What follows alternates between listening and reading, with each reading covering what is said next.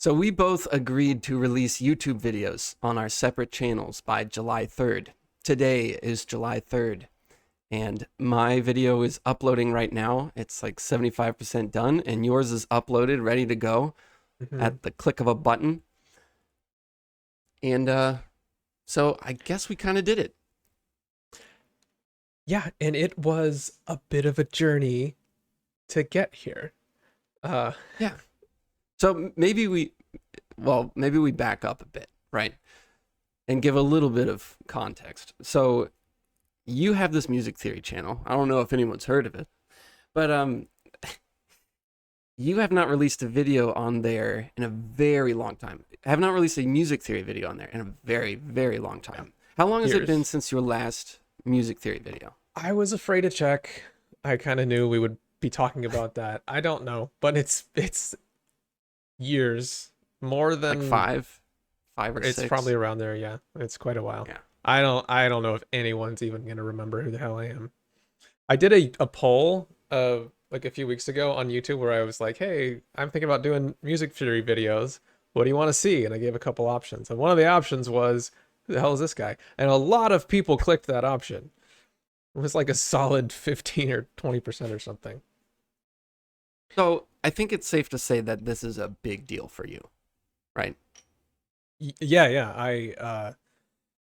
I remember it wasn't the last music theory video I uploaded because I was working on a video and I never did upload it. This was like my final experience. I remember working on this video, had all the lights set up, studio going and everything, and I'm trying to get something to come out, trying to explain some fairly basic concept. And I remember just I would do a take and get partway through and go, "Oh, this is bad." And then I would do another take and then another take. And I just remember this feeling of despair and frustration just sort of sitting in my guts. And I remember thinking, I can't do this. Like, this is too hard for me. Even if I was somehow able to grind out that next video, I'm thinking, there's no way I can't do this every few weeks indefinitely. This is miserable. And that was it. That was like the last attempt I had made until now. So you are overcoming some trauma by doing Oh, this. yeah, this was quite a thing to sort of face down and say, all right, we're gonna actually do this again. So why now? What's different? What happened? Well, I think because you were here, like in person, you were here, and we were hanging out, and I think we probably had a couple drinks or something, and we were talking, and we were like, yeah, we should do it. And so somehow we just made this pact of we picked July 3rd because my wife was going to be gone for a week, so we figured that was like a nice time to, put an end to this. And we said that I have to upload something to my channel and you have to upload something to your art channel. Okay, yeah, kind of, but it didn't quite go like that. We were talking about something, and you had mentioned, yeah, I was thinking about, I've had some ideas about, videos I could do on my music theory channel. And you were talking about, uh, I won't give away the concepts, but you were talking about these simple concepts that you were thinking would be good YouTube videos. And I was like, yeah, you should do that. And you're like, yeah, I'll probably do that someday or whatever. And you were very sort of flippant about it. And it did not feel to me that you were ever actually going to do that. So I kept pestering you and saying, hey, how about you choose a concrete date? You need something concrete to tie these vague ideas to. So Yeah. you came up with July 3rd, and then that was kind of set in stone. But then you got angry because I wasn't doing anything. And you said, no, you also have to do a YouTube video. And at first, I didn't want to do it because I had kind of decided earlier in the year that I didn't want to mess with videos. I just wanted to focus on art and stuff. But you convinced me, and the rest is history. Yeah, I convinced you with some excellent arguments, by the way. I It think is you just yelled at me. objectively, But well, that turned out to be an excellent argument. but I think doing this joint dedication to this one thing actually worked. I mean, clearly it worked because we made our videos, but Right. I've learned through doing this that when two people agree to do something, so long as one of them doesn't kind of suck, uh, they end up doing it. Um, Yeah. There is something comforting knowing that this past weekend, I mean, this was a struggle. It was nowhere near as bad as last time, and I want to talk about that because I really felt like I came at this with a lot of new understanding, not of the subject, but of me and the patterns that I get into. And I was much more able to kind of navigate the emotional landscape of that and kind of keep my mind in the right place. So I'd like to talk about that. okay, Um, start from like the very beginning. I mean, can you talk about the ideas, like the very vague ideas of the videos you had at the beginning? Like what sparked this whole thing? well, uh, so my wife, Sam, was doing a chemistry course, like Chem 1 or something. And she was right at the start of it and hadn't really had any experience in chemistry before. And so she's encountering some, just the stuff that you encounter at the very start of chemistry, like significant digits and I don't know how to read a test tube like from the meniscus or just like the really basic stuff. There were certain things that she was not struggling with, but just like, man, this is the tough concept to get your head around. The significant digits thing, trying to do math like that feels very unintuitive and just kind of weird. And you're always getting these off by one errors and stuff. Anyway, she was asking me because I had done plenty of chemistry and enjoyed it a lot in college. And so I was explaining some of these things. And I was just thinking, man, this feels like exactly the type of thing that probably everyone encounters when they're first having to deal with these types of things. Some given school subject, they keep running into these same issues and you get a little bit stuck. And it feels like uh, textbooks and courses, they don't necessarily scale the material out properly based on how difficult it is. Significant digits is relatively easy to explain, but getting the intuition about it and really getting a feel for it takes a while. So, anyway, I was just thinking that I could take the approach of let's think about music theory, think about the kind of thing that somebody would encounter if they were just starting a music theory course, and what are all of those things that they just run into and go, this is kind of weird. This is not intuitive to me. And then I could just take that and try to explain it to the best of my ability. So rather than think in these big, lofty concepts and try and inject some, you know, meta understanding of the nature of music into somebody's brain, like I was kind of trying to do, I was thinking, well, let's just go very simple. And what I actually did was I signed up for a course, a music theory course on Coursera. I was just starting to go through that. And this is sort of uh, not a very humble approach. I'm going to sound like an asshole here, but I was thinking I'm just going to go through the course and everything that makes me mad about the way they explain something, I'm writing that down as a thing I'm going to try to make a video about. So all of Perfect. the perceived failures of the instructors for me, I'm going to say I'm going to try to do that better. So I was kind I of farming ideas that way. I support you leaning into your jackass side. I think that's something we should all do a little more of. Yeah, you just got to embrace your nature. But okay, so you have this great theoretical idea. It's this vague thing, Yeah. and it would probably make good videos. But didn't it just kind of stop there? Do you think you ever actually would have made any videos if we didn't agree to do this? Probably not. It's a short answer there. No, I don't think so.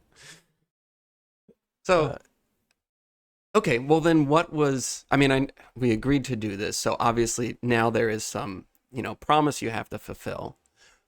But what you said it was different. In what way was it different this time?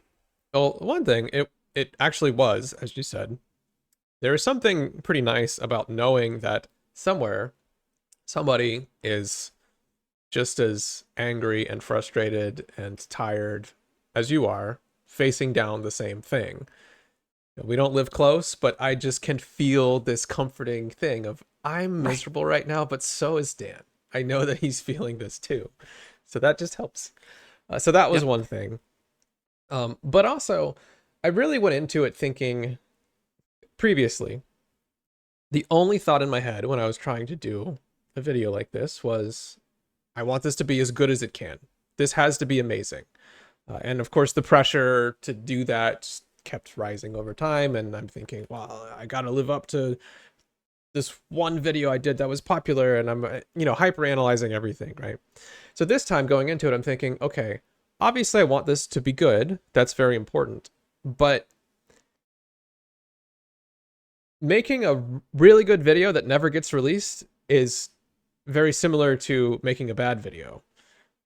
That it doesn't make a lot of sense to set the bar so high that you just can't reach it and then you don't do it. So I'm thinking, okay, there's another goal here, actually a more important goal than making a good video, which is I need to survive this process. The ultimate achievement would be to enjoy it and feel good about it and actually walk away from it without having suffered and wanting to do it again. And I didn't quite get there. It still was rough, but nowhere near what it was last time, even after having to, you know, cross that chasm of emotional trauma and So, so this doesn't complications. seem like it doesn't seem like something you would never want to do again, right? That was my main goal, which was I want to get through this and I want to feel like I could do it again. Releasing one random theory video after years, that's not really going to mean much. But if I can get into a process that I can sustain where I can keep doing this and feel good or close to good about it, then okay, there we go. That means we're back in action. So that was the goal.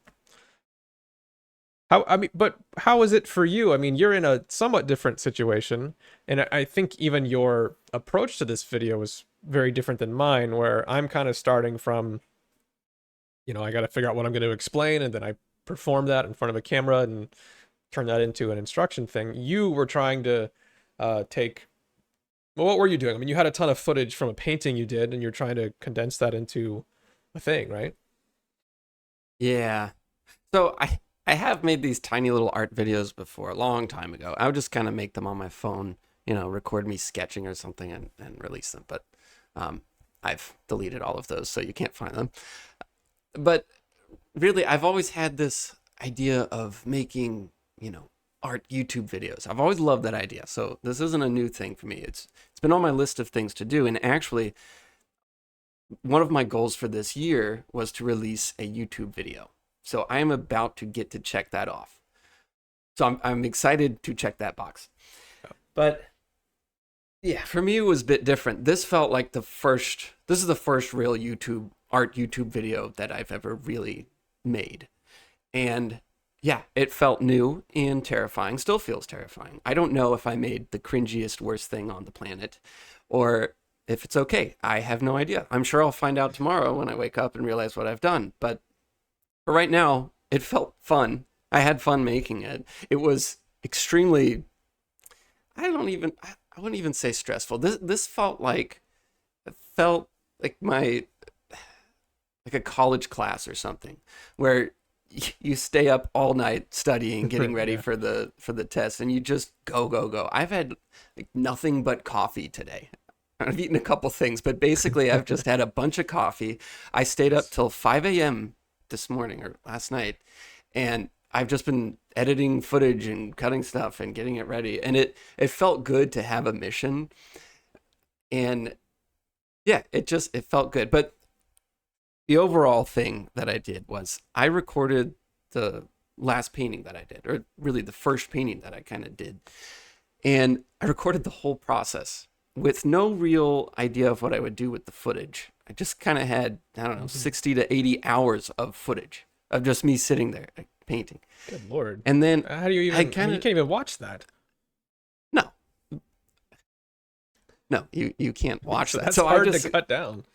yeah. And that was the bulk of my time, is just spending, I don't know, just sitting there, just deleting giant chunks of footage. Yeah. So I ended up cutting it down to about 10 minutes, which I'm very proud of. 80 My hours and goal is 10 to minutes. hit, Nice. yeah. hit around 10 minutes. But yeah, so I cut through a lot of footage, and I tried to treat it like I really meant it. I didn't want this to just be, oh, I'll just release some random footage as a time lapse or whatever. I was like, nope, if you're gonna do it, you have to mean it. Whether it's cringy or horrible later, it doesn't matter. You have Right. to do it the best you can. So I spent some extra time recording some extra footage and trying to gather things and get it ready. And then doing voiceovers. And so this was a full production. Um, so it felt good to do, but that's kind of where I'm coming from.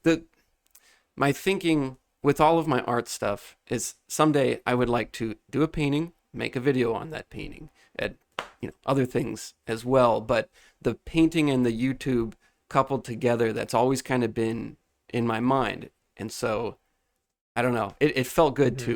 for you to kind of force me to do this and make it happen. Otherwise, I don't think if I had waited any longer, I don't think I'd do anything with this painting. Right.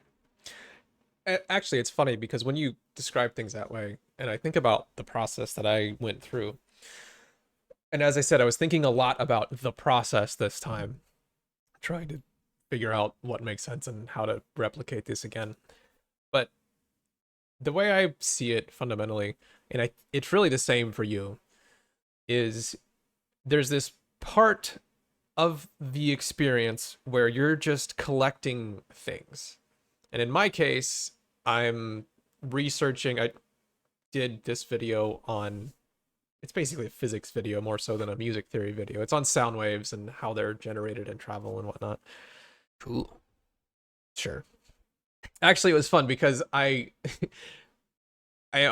mean, if you decide to watch the video, it's actually very long. I was aiming for like 5 to 10 minutes. It was, of course, like 45 or more, whatever. Awesome. But Okay. I remembered this thing that my professor had said when I was in college, like my music theory professor, about sound waves, and I remembered it. Like I don't remember anything from that class except for this thing that he said, because it was so stupid and wrong and made no sense. Like this professor didn't understand how sound waves work. And so in this sort of passive aggressive way, as I'm thinking about this, I'm like, I'm going to open with that and I'm going to talk about how my professor was a moron, and we'll use that as the lead in and sort of the theme to the video and how this stuff works. Uh, anyway, so for me, I'm thinking, okay, I know a fair amount about sound waves, but I need to learn a lot more, and I want to include things that are interesting. So I'm going through this process of just researching, where I'm reading articles and I'm watching videos. There's this nice little series of videos from NASA and just different sources. And so I'm in this process of all this information is coming in. I'm writing down any questions that I haven't resolved yet that I want to continue to research, and any interesting fact or thing that kind of stands out, I'm putting that in there. And so I'm building this big collection of information.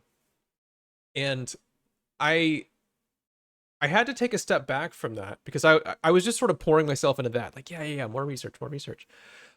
So I'm thinking about this experience previously, and how I'm doing basically what you're doing, which is you're just collecting all this footage, all this stuff, and you're thinking, I'm gonna figure this out later. I'm just gonna build this big pile of things, and then future me is gonna somehow have infinite time and attention and patience and turn this all into something coherent. And so same problem for me, where I'm just building up all this stuff and thinking, okay, this doesn't this isn't gonna work because I'm gonna wind up with 50 hours of material if I really talk through all of it. And I gotta somehow turn this into a coherent thing. So one of the iterations on this process that I did this time was I'm I'm doing the research, but rather than think of it in these two steps of, okay, collect a bunch of information, learn everything I can about sound waves, and then come up with a video, I tried to sort of integrate those two things together, where I have this text document that I'm using to keep all my notes and everything.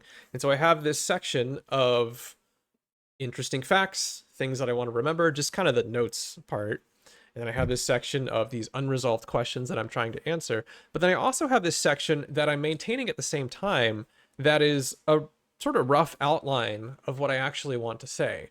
And so as I'm going through this process of piecing in bits of information and kind of discovering new stuff, I'm constantly kind of going back to this outline and thinking, okay, does this fit? Where does this go? And anything that feels interesting, I can think about how that might fit with the narrative that I'm starting to build. Or if I learn some things that start to change the way I'm thinking about the big picture, I can think, okay, well, let's just change up the outline. So I'm essentially going at it from these two sides of, here's what I want to say. I don't really know what that is yet, but here's at least some of it, kind of the core, bit of a narrative. And then here's the things that I understand and know. And I'm just constantly moving back and forth between them rather than doing what you did, which is just create a ton of stuff and then later turn that all down into something concrete. Because, like you said, if you have 80 hours of footage, Well, you can't even spend 80 hours of time looking through that. no, I mean, yeah, I wouldn't do it that way again, where I just record aimlessly forever. But no, I did exactly what you're talking about. I'm working on the video, and I'm recording new stuff for this Yeah. video. So, it's me talking, and then I'm doing, painting shots of whatever. So I'm Guillermo del Toro said in a book or something, I don't remember where I saw this, but he said that directing a film is this artful compromise between what's there and what you want. And that's exactly how it felt. Is I have all Mm-hmm. this stuff in front of me. It's what's there. And then I also Right. have what I want. And they're both working at the same time because it's not 100% what you want and it's not 100% of just what's there. It's this mixture of the two, and you're just working with what you have and then also what you want, and both sides are reacting to the other. Yeah. And it was actually kind of a trip to do this because when I started editing down the footage, I'm like, God, this is gonna suck. This is really gonna suck. But then you start finding little things that are kind of fun, and then you expand on them, and then you start twisting the footage to get what you want, and it's this compromise of the two, and you end up with something that I didn't think. Now, again, I could wake up tomorrow and I could be like, God, this sucks. But I think it turned out okay, uh, because I just kept going back and forth of, I don't know. But remember when you said, I think Steve Vai said this, where writing music is just like finding the right string to pull and you Mm-hmm. just keep pulling? Yeah. That's what it felt like. There's a little turn of the footage or whatever that I like, and then I just kind of expand on that and start editing to fit that. And I don't know. It was really fun. Yeah. I Um, and I wasn't trying to say that you did it wrong or that you were a bad example. I was yeah, just yeah, being a yeah. little bit simplistic about that. But But I actually kind of had that same realization yeah. is that you can't spend one thing that this out of nowhere deadline gave me was an instant, oh, figure it out. Like, you're not ready. You don't have this video planned, but you have to figure it out. Yeah. And that is a positive of deadlines, where you can't wait until you're ready, because that day almost never comes for many Yeah. things. You have to just get started. And once you get started, you develop this little, you start pulling the string. You find the string, and then you start pulling, and you feed it stuff, and you Yeah. grow it. And you don't grow a string, Whatever. Sure. but yeah, that's kind of what I found with this is, oh, I never would have done this. I never would have thought of doing it this way. But now that I have to figure it out, all of a sudden it's a thing that I'm working on. And that was kind of a cool realization. Yeah. The one thing I encountered a lot, um, sort of along those lines, in the figure it out concept, I guess. Well, so I had this goal, and I settled on this goal pretty early on, which was I wanted to try really hard to not make it more work than it actually takes to make the video. Hmm.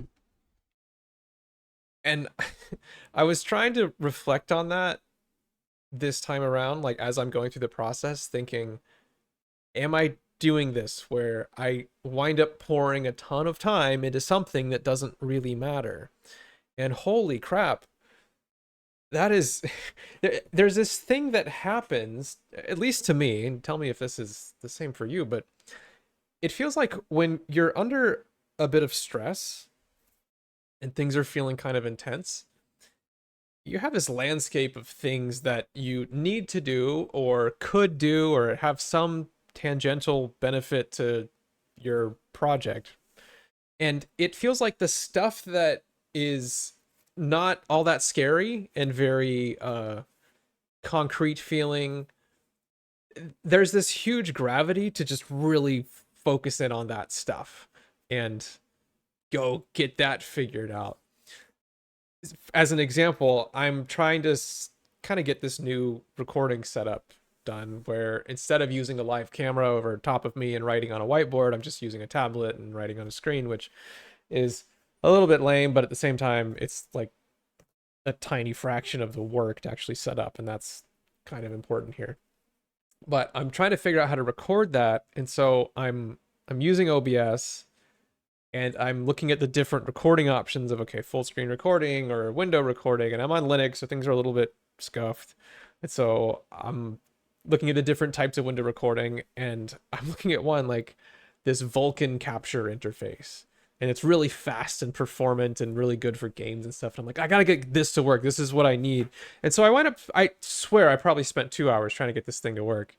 And then I finally got myself to take a break and take a step back and think, what the hell am I doing? There's way simpler ways to do this.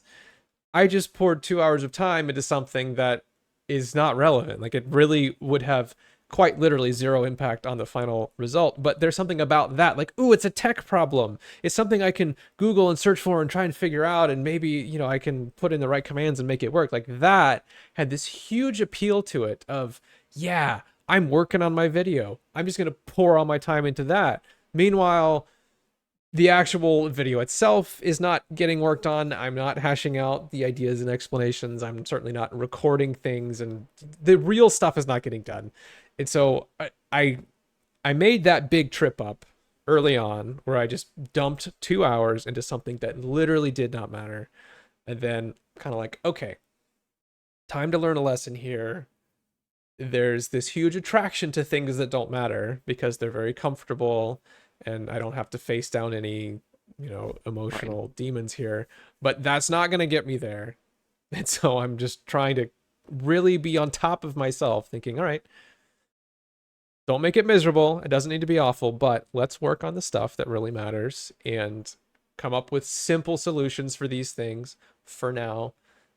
There's going to be hopefully a lot more videos to come. We can keep iterating on the process and the tech setup, but don't need to do all that stuff right now. I found that having this deadline forced me to keep coming back, to keep zooming out. With you looking up that program, I wonder if you did not have a deadline, if that would have expanded into forever, and you would have Probably, just yeah. spent the next week trying to figure out that software and get that working perfectly, and that would have pushed into everything else, and you probably would have lost momentum. But because we had a deadline for this, and we had to do it, you're forced to let go of those things that don't really matter. There was a lot in the video that I would have loved to re-record, but we had to wrap it up because we had to do this episode and then we have to release it because today's July 3rd. So there Yeah. was a lot there where you are compromising constantly and you're being forced to zoom out and zoom out. So we talk a lot about process and making things easier, and a deadline can be very stressful. But in this case, I think it worked in our favor a lot. Yeah. It worked. So, and you have fought me on this before in the past, where I say it's good to tie what you're doing to an event, to a specific date, because it kind of forces you to gear up for that date. And you say, well, you have said before, no, don't do that. Just focus on a process and don't worry about, end date or whatever. And I'm sure it's more nuanced and subtle than that. But in this case, we had a deadline, we had to meet it, and it caused us to problem solve in a way Mhm. that you could not achieve in a different scenario. Now, with that being said, this deadline also caused me to do nothing else but this for the last, I don't know, 72 hours. I have hardly slept. All I've done is drink coffee and yeah, Yeah. I hardly eaten anything today. Um, so yeah, it's not like this is sustainable. Um, Right. but I think it was absolutely worth it for this push. For both of us, this is kind of a first.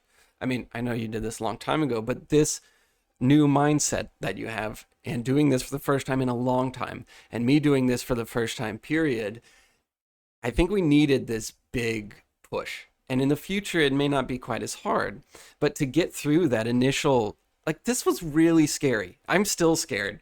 I'm scared of pressing uh, public because I haven't shown it to anyone. We don't have time for feedback. It's just put Hmm. it out there. I probably am making a complete fool of myself, but there's nothing I can do. I Hey, just got to get it out. me And too. so this was scary, but it's the type of scary that feels kind of good. And ever since we had that talk maybe a little over a year ago about doing the scary thing. You're working on your app, but I would rope in this music theory stuff is even more scary than Yeah. that. Yeah. And for me doing like my own art, this falls into that category of really scary, and it's not a joke. I mean, this is the type of thing you always think about but never actually do. We're Right. actually doing it, and it is an uncomfortableness that cannot be downplayed. But it also feels good. um, yeah, Yeah. it so I want to get used to this feeling and keep pressing or keep pushing and keep doing things that scare me because they are absolutely the most rewarding. Oh yeah, yeah, absolutely. And so, okay, let me clarify my anti-deadline stance because I'm not anti-deadline. I 100% agree. Having a deadline for this, I mean, it got me to do it, and here we are, right? And I realistically don't think that would have happened otherwise. But there were some sacrifices I had to make. Hmm. Uh, I was saying how I spent too much time chasing down some rabbit hole of the setup, but the setup definitely needs some work. The way things look, the way I'm drawing on I mean, I just need to practice drawing straight lines and stuff. Like, I'm struggling to do a compelling job drawing stuff on this tablet. I was having tech problems too, where I would be writing and explaining things, and then OBS would stop capturing what I was writing, and I got real close to getting into a bit of a rage where I was doing what I felt was really good explaining, and I'm getting partway through, and then I see that OBS has stopped capturing it again. And so I have to stop, and then I don't really know when it quit working, so I have to look at the video and go back and try and sort of resync myself with what was there. Like, okay, all right, what was I saying? All right, I'm going to cut in at this part and then pick it up as if I had just said this last thing, and then again. And it happened a bunch of times while I'm recording. And so it was like, oh my God, this is hard enough without OBS screwing up constantly and messing up the whole thing here. And now I can't remember what I've already said and what I haven't and whatever. It got a little rough. And then again, it could have looked a lot better than it did because of the time pressure. So anyway, there were definitely some downsides to really being on a crunch, whereas adding an Yeah. extra week might have made a difference. But to me, here's, I think, the ideal thing. In my mind, deadlines aren't ideal. They're not the best way to do it. The best way to do it would be where I dedicate some time every day or maybe a few times a week where I'm just working on this. And ideally, that time is well spent and I'm in the right frame of mind. And hopefully, I'm even maybe enjoying it and having fun. And so when I complete something, then I just put it out there. And I've mentioned this in previous podcasts, but that's where I've been with exercise, where rather than being super goal oriented and thinking, I got to deadlift this many pounds, I got to run this fast, I'm thinking, I'm going to do exercise every day. And that's just the deal. I'm just going to do it every day. And I'll figure out what I want to do and what the program is like, but I'm not so worried about hitting a deadline and making a goal. It's more that I'm just doing this thing all the time. And so that naturally gets me to wherever I want to go because I've built this thing that just keeps happening over and over. And I think that's been my approach to the app development, and that's felt really good. I haven't released it yet, but I've made a ton of progress since I started.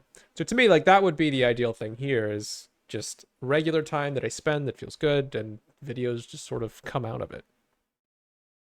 Yeah. I mean, I agree with all of that too. But Well, yeah, we probably agree on both of these things. And again, I think the deadline ended up being great for this.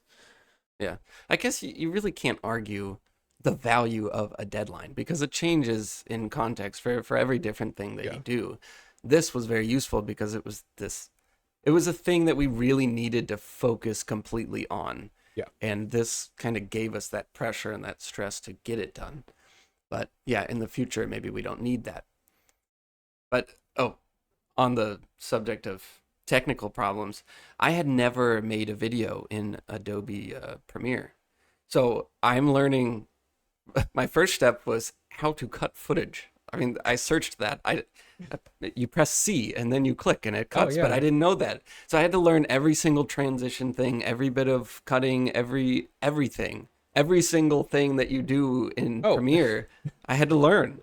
And so, in the before this, I'm thinking, "Oh, I should learn how to use Premiere Pro or whatever. Someday I'll spend some time learning how to use it." mhm. But I didn't have to worry about learning how to use it. I just had to start using it, and then all of a sudden now I can make a video in it. So that was a an interesting side effect. But you know how people always say learn by doing? Well, this was learning by doing. It was no, Oh, I didn't yeah. take a course. Not that a course wouldn't have been useful, probably, but it there's just this trial by fire. It's just okay, make a video, figure it out, and it worked. So I mean, so I bought this, which you actually, I recommended. have the same one. I'll Yeah. hold mine up too. Yeah, look, we both have them. The Mine's a little, surface gets kind of yeah, funky, mine right? is way dirtier than Okay. yours, but Yeah, because I like started writing on it. I'm like, oh my God, it's leaving little it has bright a spots. slight texture and it just gets worn off Okay. from. I That freaked me out at first. I'm like, am I doing it wrong? But so I bought this. And I'm like, okay, my plan is to draw things out like they do in Khan Academy. That'll be so much easier. But I underestimated how little I understood about anything to do with this. And so I didn't even, like, I didn't know how the pen worked, or, I'm figuring out, like, how do I even hold it? Do I hit these buttons with my thumb or with my pointer? I didn't even know that you could, hover the pen above the tablet and it tracks the pointer and then you press to draw. I had to figure out how to use Krita, which is it's a cool program, but holy crap, it's like for artists, like real artists, like you, not for I just want to draw some lines and write stuff, and just figuring that out was ridiculous. I kept deleting brushes and I didn't know how to get them back and I didn't know why, and it was I just used to do that. I used to do that too. Yeah, I ended up just deleting all of the files that the program had installed and then reinstalling it, thinking, okay, this is going to bring them back one way just or another. And just then start it over. didn't. Yeah, just like nuke the whole thing. Like, forget it. I can't even figure out how to come back from that. So yeah, totally. It was like, man, there's a lot to figure out here. But one of the great things about this, deadline week of pressure type of thing was, I'm struggling with this stuff and I'm thinking, man, I would love to just do a course on Krita, or at least watch somebody's, YouTube series on it and learn how to set up the paint palettes and learn how to all this kind of thing. But I'm thinking, nope, I gotta just figure out how to make it work. And I did. I mean, it got me through the video. Again, it wasn't gorgeous, but it did it. And so now I'm like, all right, I know how to make it work. And there's something very satisfying, even already, just today, going back and thinking, okay, all those things that I couldn't figure out, or I put aside, that, just I would have loved to figure out, but I couldn't. Let's go back to them now and work on that. And it actually feels great. It feels like all the stuff that I wanted to just tunnel down into and waste time on. Now it's like, okay, now I get to do them, and it's going to be better for the next one. And that feels really good. I'm very happy about that.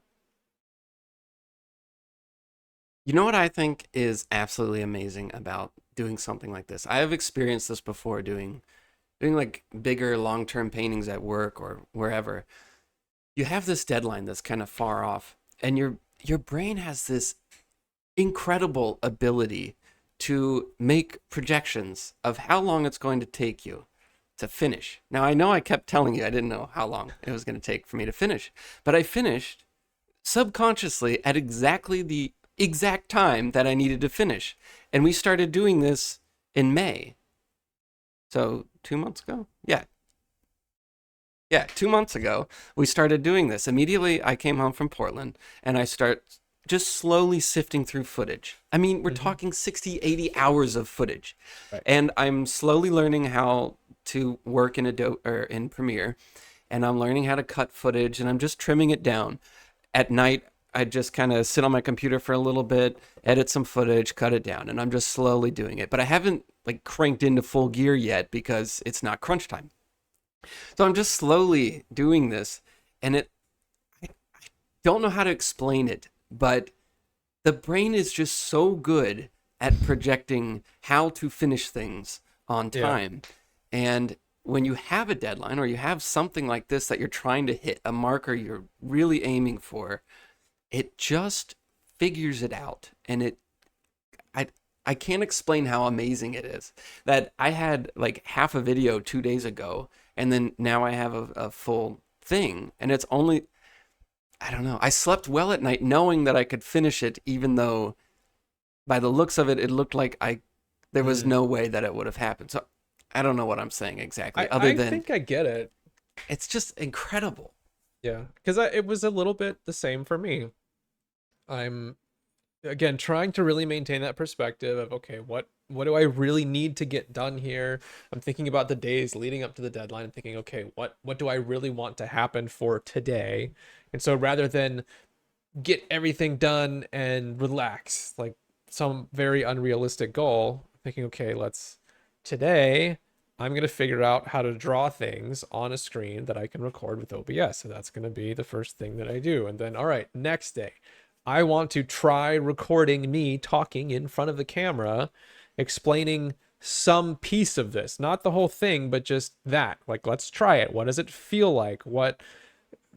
How do the ergonomics of the whole setup feel, and does it actually record correctly, and so on. And okay, I'll do that, and then next, and actually was able to line it up really nicely, where I even finished about 12 hours or so ahead of schedule, where I had planned last night to do a sort of wet dress rehearsal type thing of let's run through the whole thing, even though I'm not intending to keep it. And this morning would be the real one where I actually do the thing. But last night I'm doing it and I'm thinking this actually feels okay. And so my rehearsal run ended up just being the real thing. And then I edited it up and it went out. So, You know what the pressure also helped was you have that vagueness in your mind of, I don't really know how to tackle this thing. It's this vague cloudy area in the corner or something. And you have a tendency, or people have a tendency to put that off. But with this, it's okay, I have to get this done. What is the fastest way for me to clear this up? And one of the first big vague issues that I ran into was just how do I edit all this footage down? I have no plan of attack. I have no game plan. I don't know what I'm doing. So I called our other brother who makes lots of videos or has made a lot of videos before. And I was like, can you just talk to me about making videos? And so we just talked for like an hour and a half, and he told me a bunch of different things that he does or whatever, and it really helped. And so that gave me sort of nice. this game plan immediately of okay, so I'm not just cutting footage randomly. I'm getting rid of the biggest chunks of time I know I don't want to use. And that was kind of the, my North Star for a long time. And then there was also a couple things that you had talked about. Actually, I think you said this last night that you were going to record, just a scratch track or something just real quick, and then you're going to work on cleaning that up. And I was like, oh, I'm definitely going to take that because I wasn't sure how I was going to do the Yeah. voiceovers and stuff. So I just started doing a scratch track, doing just low risk, get started, and then fix it up later. And that helped tremendously. So looking for for quick solves on these big vague problems. Um, I don't know, that it was just something that was cool to watch because I know that I leave that stuff for the future in other projects where I don't have a mark that I'm trying to hit or a deadline or whatever. I'll just push those things off forever, the vagueness. But Hmm. with this, it's like, no, you need to solve that right now. So call somebody, talk to somebody, figure it out. And yeah, Yeah, nice. I probably should have called Steven too. Um, that kind of reminds me, one thing uh, I noticed. I had told you this that I wanted to do sort of a, scratch take, throw it out, doesn't matter. And so I start doing that. I'm doing some recording and just going, this is just me. I'm pretending to explain things to people and I'm right, just gonna act like I'm here doing it. And so I do that, and then I'm all right, let's check the playback. And I look at myself and I go, this guy is relaxed and right, comfortable and actually sounds pretty good. And I compare that to my hello audience, here is me and yeah, I'm going to say things to you and explain stuff and things. And like the difference is, holy crap, the fake take was way better. And so then I'm thinking, all right, how do I really lean into that where I pretend to do the whole thing and then use it for real. And there was this sort of funny mental game going on there, but it ended up I mean, I'm probably still stiff and whatever in the final result, but it was better than it could have been for sure. no, I ran into the same thing. I was, I heard this artist talk about this exact problem. He said that if you catch yourself thinking, okay, now I'm going to do it for real, then you're Yeah. doing it wrong already. Because Yeah. what you should be doing is feeling this natural ability and just leaning into what you already know how to do. And so when I was doing the video, I did a bunch of voiceovers, or the normal amount of voiceovers, and I did the same thing. You're thinking, okay, I'll just do this, for fun, whatever, get it down. And then you try to edit out a few parts and dub over that, and you Hmm. can't do it because you're thinking, okay, now I'm doing it for real. I have to sound genuine and amazing, and you just Yeah. sound stupid. So if you catch yourself thinking, okay, now I'm going to do it for real, then back up. And that goes back to something I think we've talked about a little bit off and on with kind of like the inner game of tennis and the uh, that whole philosophy. But there were many things that I kept encountering where I'm thinking, trying really hard here is making it worse. The Yep. best way to do this, the right way to do this, is to just make it easy and relaxed and just do it. Just do it without trying really hard or doing 50 takes and picking the best one and splicing together every other word, trying to make it, the perfect cadence and everything. It ends up just coming out better.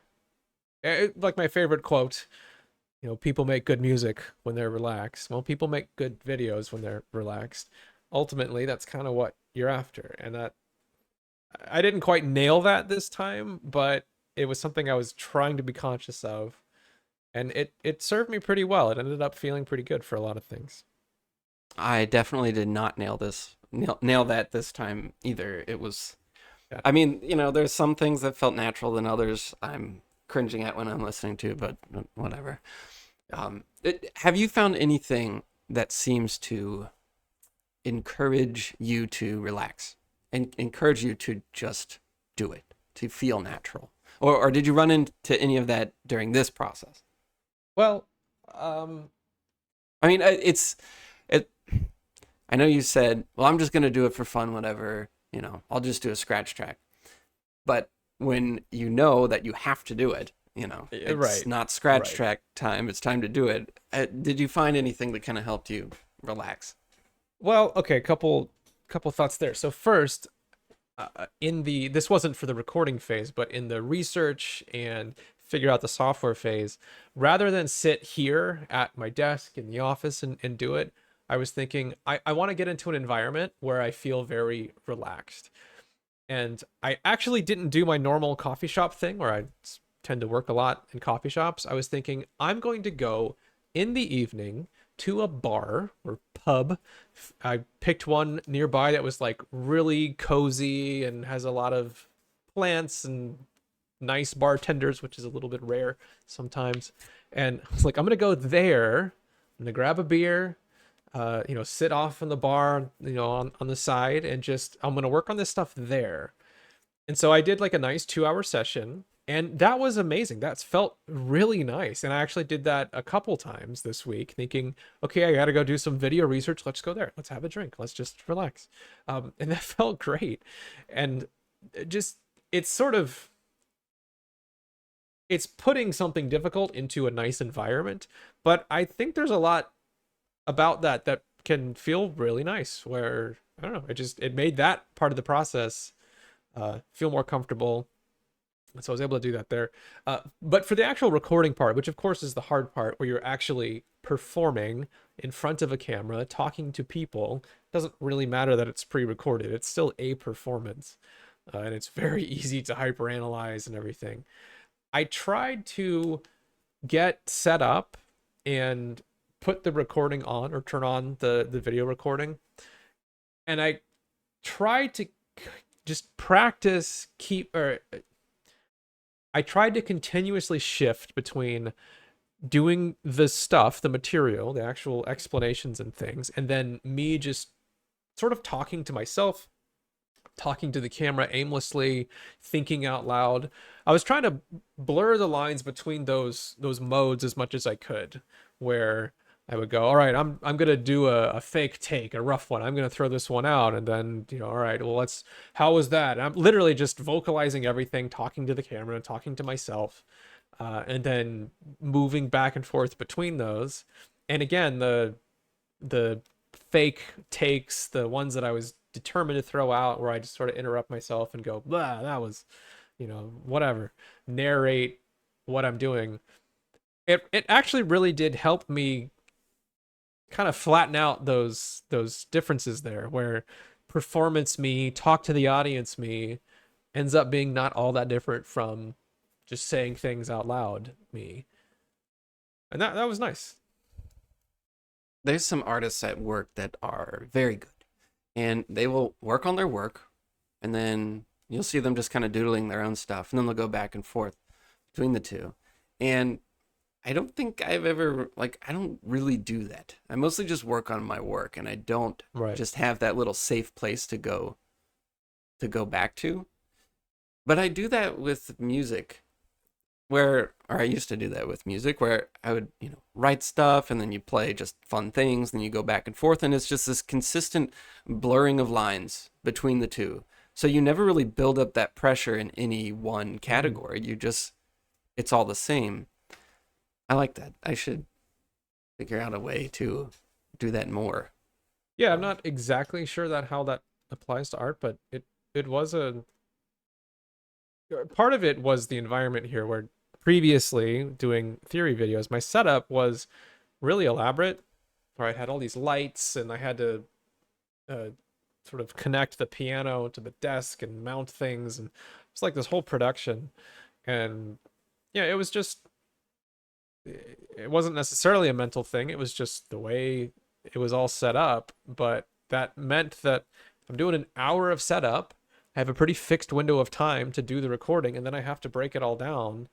And so it made it really feel like you're on stage with a spotlight on you, type of thing, almost literally. Whereas now I've got this much more simple setup, and it's not quite as satisfying to me, but whatever. I'll continue to work on it. But because it's so much easier, it was easy to just walk into the office and say, I'm going to do an hour of camera on practice. Just start the recording, and I'm just trying stuff and playing around and seeing what works. And then okay, peace out for an hour or two, and then come back, say, all right, let's do another 30 minutes of this and stuff like that. So the environment, I think, ends up mattering a lot. And for art, I don't know what exactly that would look like, but you could probably figure out something. so, future steps. We made these videos. What about the next ones? Or, Yeah, I mean, good. I know you kind of plan on doing more, but have you thought about that much? Or, Yeah. So I think some of the things that I had laid out this time, I'm gonna have to really double down on. So my goal of not doing a lot more work than is required is still very much in the forefront. So one thing I have noticed is that I've got this video is done, but I've already been thinking a lot about the next, several potential videos or these different ideas that start to collect, bits of information and thoughts around them, right, for potential future videos. And some of that is happening just directly during this process of, oh, hey, there's something interesting. I want to talk about this, but not this video, so this needs to go into the next one. And so I've started to really try to get a bit more organized with the way I'm recording these things and making notes about them and trying to put them in the right places where I have this set up for the text document, which might even be fun to talk about at some point, maybe even just compare that to what your process is like, because it felt really good this time, and I think I don't know, it might be fun to talk about the way that was set up. But anyway, I've got this document that's sort of trying to contain the video that I'm doing, and putting down the information and working on the outline and things like that. And so I've tried to just go ahead and start roughing out future ideas where it's almost like this. If you kind of graph the way the different video topics look, it's this large amount of stuff for the current one, and then there's a bit less for the next one and less for the next one. But it's like this long tail of, hey, there's this video that I'm thinking about like 4 or 5 videos from now, and here's just a few ideas that I'm throwing in there. And so I'm trying to just keep building these things out. And when I'm thinking about something, rather than just thinking all about it and then just going right back to whatever I was doing and then having to think all through that again, and then I finally get to the video itself and I'm like having to rehash all these things. I'm trying to allow the mental effort that I put in to kind of stick and stay there, to where when I come back to it, I've already thought through this stuff. I already know how I'm going to explain these things. I'm already starting to rough out what the ideas are. Because I have this tendency to just, I wind up thinking over something so many times where, hey, I've got this idea for a future video. Here's a bunch of stuff I could say, and I'm like mumbling it to myself as I'm walking around, and then a week later I wind up just doing the same thing, and then again, and then I finally get to it, and it's happening again. It's like I've tread the same water with my brain so many times. It's kind of a waste. So that's So, one thing I want to do better. so you're saying you're thinking the same thoughts or solving the same problems? Yeah. Yeah. Yeah, I do that too. Actually, yeah. So with all my art stuff, I'm also trying to develop, and this might sound exciting, but it's not because I haven't got like anywhere with it. But I'm trying to develop sort of this narrative or this storyline, really, just kind of an outline, and it is minimal. But I have found myself 3 times coming to the same conclusions about the same big problems. And like I've recorded myself walking me through these thoughts of how this is going to work and the characters and whatever. And then I end up with this conclusion at the end of like 45 minutes. And then I totally forget that whole chain of reasoning. And then I reason through it all over again. And I've done that like 3 times for the same thing. So for me, what I started doing is, well, I've done a lot of things, and I don't think any of them work that well. But one of the things that does seem to work really well is I have a giant whiteboard. I actually have tons of whiteboards. I had a whiteboard dedicated to this YouTube video. I have a whiteboard dedicated to my goals this year and the 3 months and everything. And then I have a giant whiteboard dedicated to all the art stuff. And just being able to see it every time I walk in the room and change it and just keep the answers right there in front of me seems to help a lot. Nice. Oh, I like that. Actually, it's funny you mentioned that, because one of the things I have in my document format now, I have a template. I've put all the headings and the little sections that I use every time. But one of them is notes to future me. And it's the things that I've encountered on this run through, kind of notes to self, that persist into the next one. So it's like these little things of, hey, don't forget, it's really easy to get sucked into these tech problems, and that's not necessarily Yeah. that important. Or, hey, remember to seek out a nice, comfortable, good environment when you're working on this stuff so that it feels good. It's just like these random things that I'm thinking, I want the me next time I'm doing this to know this. And it's, at the time, it feels silly because Yeah, By you think, definition, of it's on your course, mind. Yeah, yeah. but it's not next time. There's a lot of things that are going to pass through your brain between now and then, and you'd be surprised how often you're like, oh, yeah, no, that is okay. I need to remember that. No, you said that you were kind of thinking about, well, you didn't say batching, but that's, you're thinking about these multiple videos, like future videos. Yeah.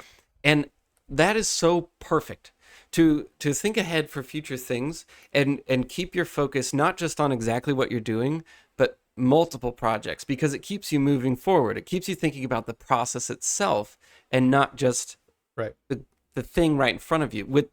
With this video that I made, I'm thinking about future videos. And I know that even though this is very scary and whatever, as soon as I release this, I am a person that makes YouTube videos. And I don't have to worry about that decision in my brain of if I am or if I'm not. I don't have to worry about that way of thinking at all. I am, after I release this, a person that has YouTube videos. And because of that, I can start thinking about future videos. And so when I was working on this, I'm thinking there's certainly this big obstacle I have to overcome, which is finishing this and releasing it. But after that,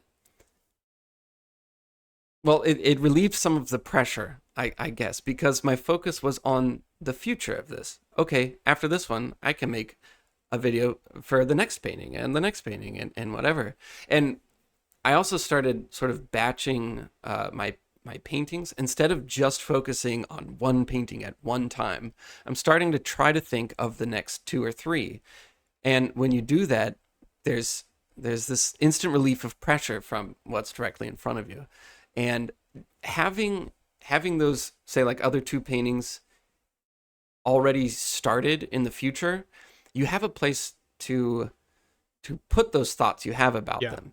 Whereas if you only work Exactly. on one thing, you have no file to file away the thoughts that you have that just kind of flow in and out. And so we actually had a talk a long time ago about categories or sort of categorization or categorizing stuff that you do.